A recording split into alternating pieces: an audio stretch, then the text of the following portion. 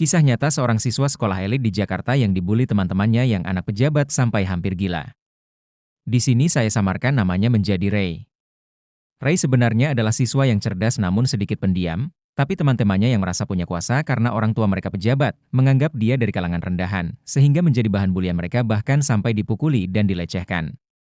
Apabila ada kesamaan nama atau tokoh saya mohon maaf, karena nama karakter asli saya samarkan supaya tidak menyinggung pihak dua terkait dan menjadi kontroversi. Karena tujuan saya supaya kita bisa mengambil hikmah positif dari cerita ini.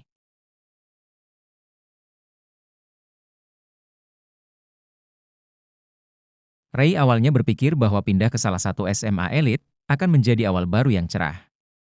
Dia berharap dapat menyesuaikan diri dengan lingkungan barunya dan mendapatkan teman baru.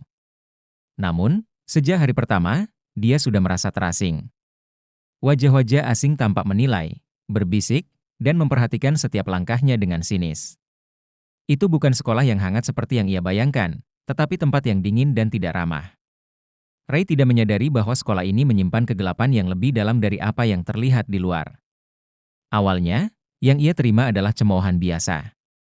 Beberapa teman sekelas mengejek logat bicaranya, menganggap Ray jikampungan, karena bukan berasal dari keluarga elit. Ray berusaha tidak mempermasalahkan itu, tetapi hari-hari berlalu dan cemoohan berubah menjadi tindakan lebih buruk.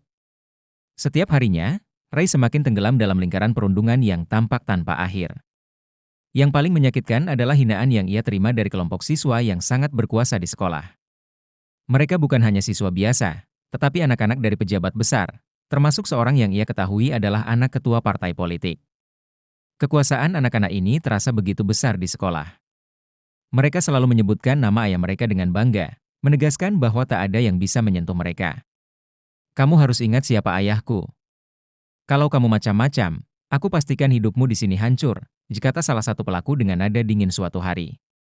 Ray merasa semakin terpojok. Tak hanya dihina, tetapi ia juga dipaksa untuk melayani mereka secara fisik, bahkan hingga menyentuh area yang membuatnya merasa dilecehkan. Setiap kali ia mencoba melawan, ancaman semakin besar.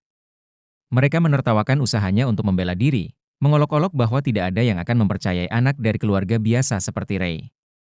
Pada suatu hari yang lebih buruk dari biasanya, Ray dipukuli habis-habisan di depan teman-teman sekelas lainnya.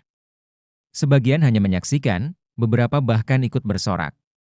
Saat itulah Ray merasa bahwa ia tidak bisa lagi diam. Dengan luka fisik dan mental yang mendalam, Ray memberanikan diri untuk bercerita kepada keluarganya. Orang tuanya tidak tinggal diam. Pada Januari 2024, mereka mengajukan laporan resmi kepada pihak kepolisian, berharap keadilan akan datang.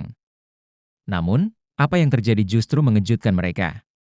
Sekolah menolak untuk mengakui adanya bullying. Mereka mengklaim bahwa yang terjadi hanyalah perkelahian yang disepakati di antara Ray dan para pelaku.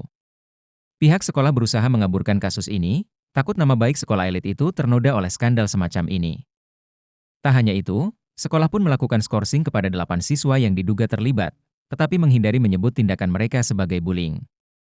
Mereka ingin melindungi citra sekolah, tetapi Ray dan keluarganya tidak ingin kebenaran ditutupi. Kasus ini akhirnya sampai ke telinga publik setelah Ray, didampingi pengacaranya, membawa masalah ini ke hadapan DPR di depan para wakil rakyat. Ray menceritakan setiap detail yang ia alami, rasa sakit, penghinaan, dan ancaman yang terus-menerus datang dari para siswa berkuasa. Sementara itu, pihak kepolisian mulai menyelidiki lebih dalam kasus ini, mencari bukti-bukti terkait dugaan kekerasan dan pelecehan. Namun, Ray tahu bahwa perjuangannya belum selesai. Di balik setiap langkah yang ia ambil, ada kekuatan besar yang berusaha meredam suara kebenaran. Meskipun demikian, Ray tidak lagi takut.